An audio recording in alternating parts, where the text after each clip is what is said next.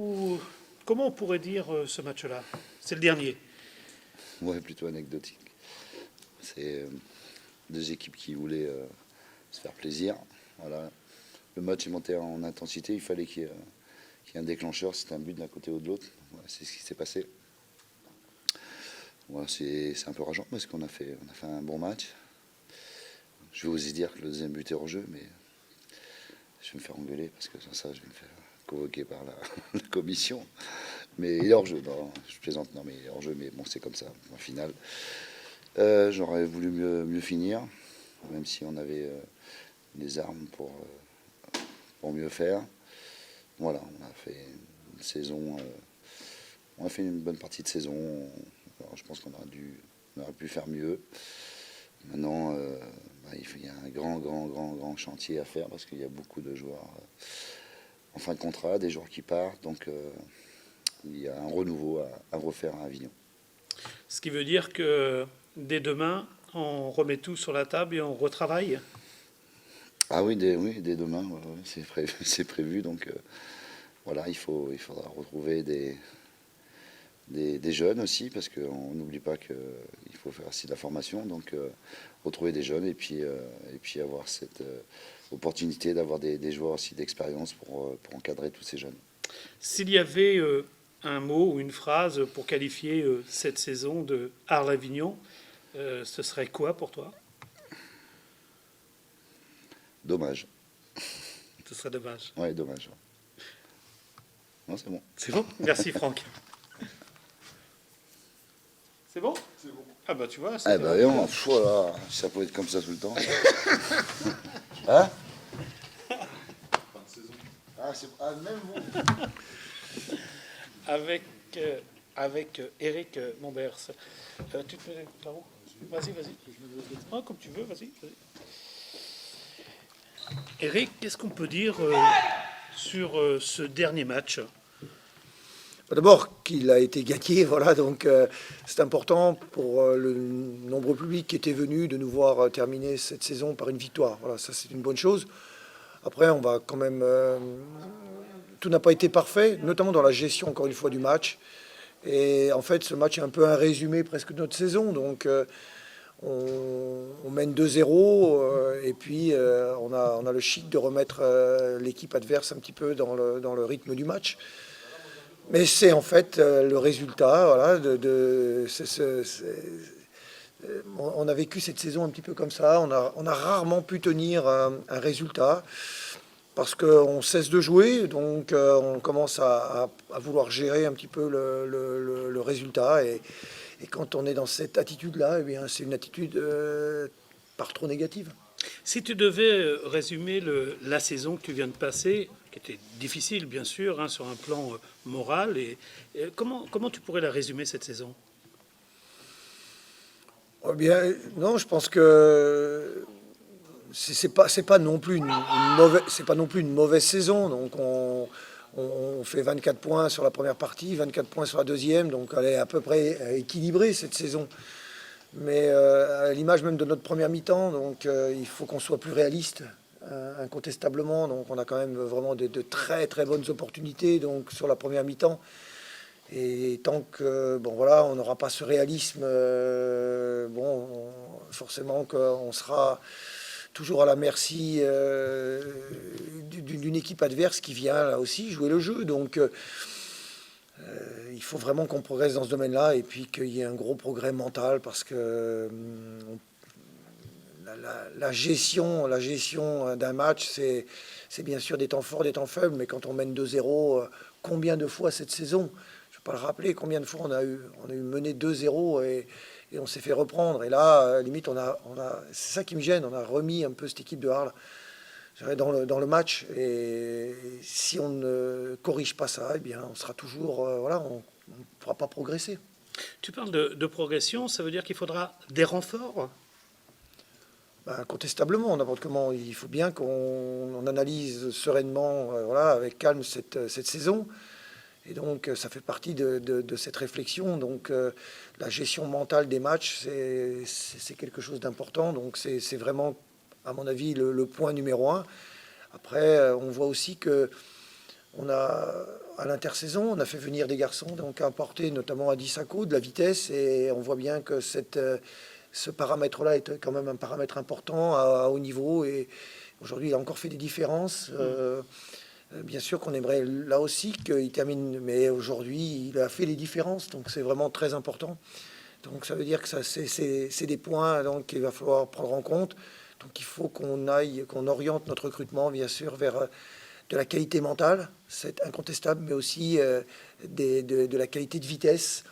Et en important un peu ces ingrédients-là, forcément qu'on va permettre à cette équipe d'évoluer. Et de conclure les actions. Oui, bien sûr. C'est surtout ça aussi. Bien sûr, mais là, je serais tenté de dire le réalisme offensif. Vous savez tous comme moi que ce sont des paramètres qui, dans le contexte du foot actuel, valent très cher. Hein. Donc, il va falloir être malin. Il va falloir avoir le nez fin là pour pouvoir améliorer ce secteur-là. Mais si on a déjà plus de qualité mentale et plus de vitesse, eh bien, je pense que rien que déjà comme ça, on pourra quand même franchir un palier. Merci. Pardon Eric. bah déjà, on a beaucoup de joueurs en fin de contrat. Alors, donc, les joueurs en fin de contrat, et si d'aventure on perdait aussi d'autres joueurs, ben, forcément que ça ferait pas mal de départs.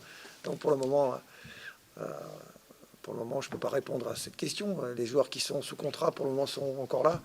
Et vous pensez bien évidemment qu'il y a des joueurs clés sur lesquels on va essayer de bâtir. Donc, j'espère qu'on va pouvoir les garder. Vous avez envie de le garder, Sako? Mais je peux pas avoir envie de le garder, puisque donc il est prêté. Donc au départ, il repart dans son club.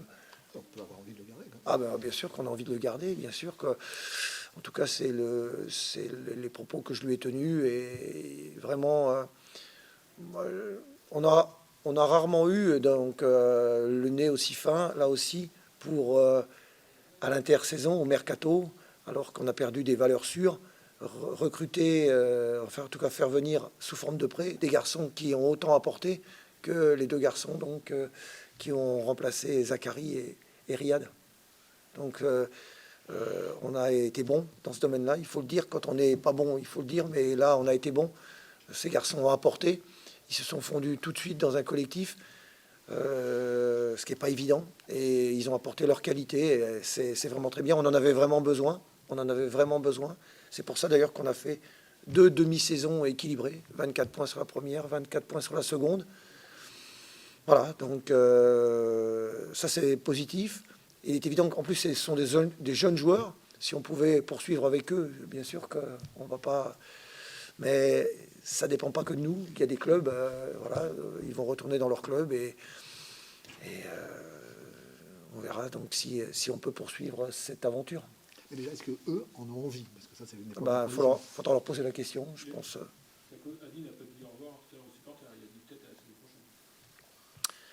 Vous savez, il y a des incertitudes pour eux. C'est-à-dire, c'est quoi les incertitudes, notamment pour Bordeaux? C'est-à-dire, il y a un nouvel entraîneur, vraisemblablement. C'est même pas vraisemblablement, c'est sûr. Et donc, que va décider le nouvel entraîneur? Donc, a dit, il est dans cette position-là. Donc, il est évident que si on compte pas sur lui, si on ne compte pas trop sur lui, il est intéressant pour lui d'avoir du temps de jeu. Adi a énormément progressé, énormément progressé. Il a progressé parce que j'ai joué aussi le jeu du prêt. Les clubs qui nous ont prêté les joueurs, c'était aussi un engagement de part et d'autre. Ils nous prêtaient des joueurs, mais aussi je les faisais jouer. Donc il faut aussi tenir ses engagements. Je les ai tenus. Ça a permis aussi aux joueurs d'avoir du temps de jeu, ce qu'ils n'avaient pas, de progresser. Tout le monde est gagnant dans cette affaire. Nous, les premiers, mais les joueurs aussi. Et c'est comme ça qu'il faudra qu'on poursuive aussi pour la saison prochaine. Et pour Abdoulaye, c'est pareil? C'est une configuration où vous êtes un peu plus avancé avec Abdoulaye? Bah, là aussi, c'est pareil. Je pense que un petit peu plus avancé dans la mesure où le staff va pas bouger, donc il y aura sans doute des négociations pour solliciter à nouveau le prêt d'Abdoulaye, mais je pense que pour Adi, c'est différent parce qu'il y a une forme d'incertitude là, donc et il faudra attendre d'avoir des interlocuteurs. Et puis Adi, il y a le tournoi de Toulon, donc sa saison va se poursuivre, donc encore au moins pendant 10 jours, 10-15 jours. Voilà, donc ça va faire une saison longue pour Adi, mais vraiment, ces deux garçons auront vraiment apporté tous, vraiment tout ce qu'ils devaient apporter. Et je profite, comme les micros sont ouverts, de les remercier. Parce que c'est pas évident, les prêts, c'est pas évident. Si vous passiez une petite annonce pour rechercher les joueurs, vous mettriez quoi en priorité? Le tempérament, la vitesse, vous l'avez dit? Non, mais l'engagement. Oui, tout à fait. J'ai ciblé une priorité.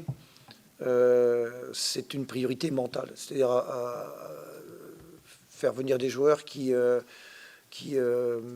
un niveau d'agressivité qui nous permet peut-être d'être plus fort à la récupération du ballon, qui nous permet aussi peut-être d'avoir un peu plus de caractère quand on en a besoin, voilà, et un petit peu plus d'engagement même. Voilà, donc après, il faut aussi des bons joueurs, bien sûr. Et la deuxième qualité, c'est bien sûr avoir quelques joueurs donc, qui ont des qualités de vitesse pour donner, pour permettre à nos enchaînements de trouver la profondeur. Donc si on n'a pas de vitesse, les enchaînements n'aboutissent pas, ou en tout cas ne font pas mal aux défenses adverses.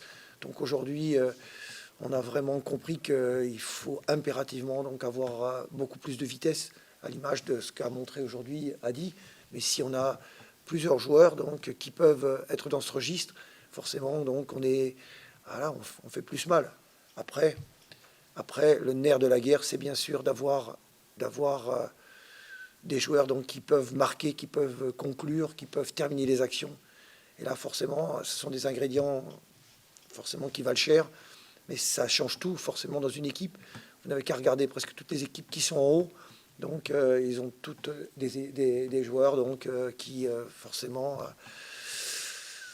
ont beaucoup marqué.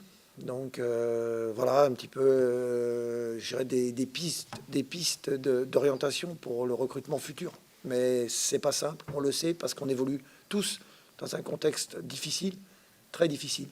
Donc écoutez, on va surtout aussi être malin.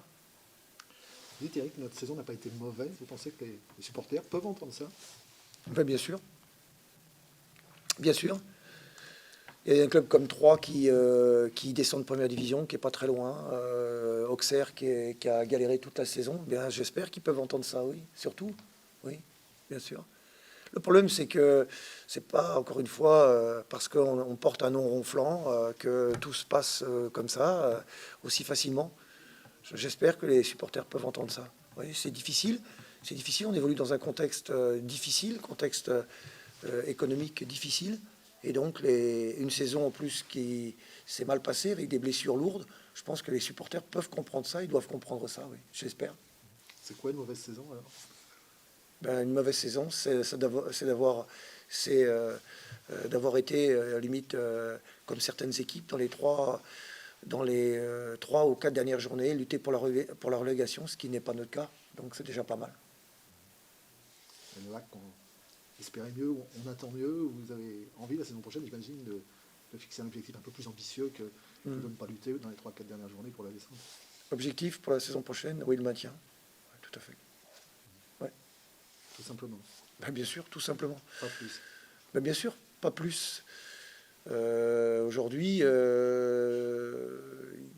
toutes les équipes, on voit bien, c'est un championnat difficile. Il y a des très bonnes équipes qui, je répète, certaines descentes de première division sont à quelques points devant nous. Donc il ne faut pas vendre du rêve. Votre rôle aussi, vous, médias, c'est de ne pas penser que parce que voilà, on a un stade ou parce qu'on porte un maillot, que ça va se passer aussi facilement que ça. Donc il y a des saisons des fois difficiles, ce qui a été le cas. Mais je pense que oui, les supporters peuvent entendre ça. Oui, bien sûr. Je pense qu'il faut comprendre, que des fois il y a des difficultés et surtout si on est clair avec les gens, si on est réaliste, ce qui est notre cas, ce qui doit être notre cas aujourd'hui, ce qui doit être notre cas, eh bien, aujourd'hui, en ce qui me concerne, moi, je ne peux pas, dans les conditions actuelles, penser que nous, on va jouer la montée, quoi. C'est utopiste de penser ça. Et il faut le dire. Bah oui, enfin, je vous le dis. Donc, au départ, on est comme toutes les équipes, voilà, comme toutes les équipes qui ont connu des difficultés. Et donc, on va pas passer de là à là. Je pense qu'il faut qu'on progresse. Voilà, il faut qu'on progresse. Ça, c'est incontestable. Voilà, il faut. Mais progresser, sans justement se mettre, je dirais, des objectifs qui sont quasiment, pour le moment, en tout cas, inatteignables. Quand on regarde la saison qu'on a faite, donc je vois pas comment cette année on aurait pu se mêler à la montée. C'est pas un discours qui fait rêver, en tout cas. Pourquoi faire rêver et après tout de suite comment je veux dire, confronté immédiatement à la réalité, quoi. Donc la réalité, c'est celle qu'on a vécue cette saison. Donc il faut être clair avec ça. Le club n'est pas rentré une fois dans les 10, enfin une fois à 10e, mais jamais mieux. La déception, elle est peut-être là, c'est que ça se termine 12e, et à un moment, on aurait peut-être aimé qu'il y ait une espèce de dynamique ou de début d'excitation. Le club est toujours resté dans la deuxième partie du championnat, entre le très moyen et Ah oui, quelquefois ah oui, c'est notre saison qui est comme ça, donc bien sûr. Et encore, on a fait un parcours à l'extérieur qui était très bon, hormis là sur la fin, parce qu'on était sauvés, je pense, parce qu'on a connu aussi pas mal de difficultés sur la fin, mais jusqu'avant les deux dernières défaites à l'extérieur, on était 4e à l'extérieur, donc ce qui était quand même un sacré parcours. Par contre, c'est notre parcours à domicile qui a été, pour le dire, catastrophique. Donc, c'est à domicile qu'on a vraiment failli. Mais parce que les matchs à domicile sont difficiles. Voilà, beaucoup de matchs ont mal été négociés et donc forcément il y a beaucoup de confiance qui se sont et puis on marque pas assez. Voilà. Est-ce que Westloop vous a dit très clairement qu'il allait partir ou vous espérez encore le garder? Ben ça, c'est une question que je me poserai à Walid. Walid, il m'a rien dit du tout, donc non. Pour le moment, je n'ai pas d'informations dans ce sens.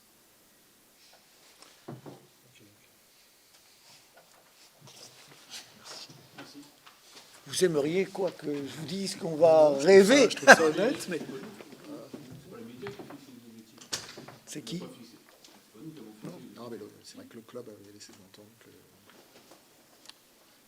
On a entendu parler de cadeau, mais pas de tapeur. On peut pas. Il nous faut, pour monter, il faut un joueur qui puisse nous mettre 20 buts. Voilà. On l'a pas, on peut pas. Donc, écoutez. Donc vous le savez. Tout le monde le sait. Alors il nous faut un joueur à 20 buts, au moins. Ah oui. Ah, c'est pas que ça aide, c'est à peu près, quand je suis monté avec Toulouse, Forêt avait mis 22 ou 23. Et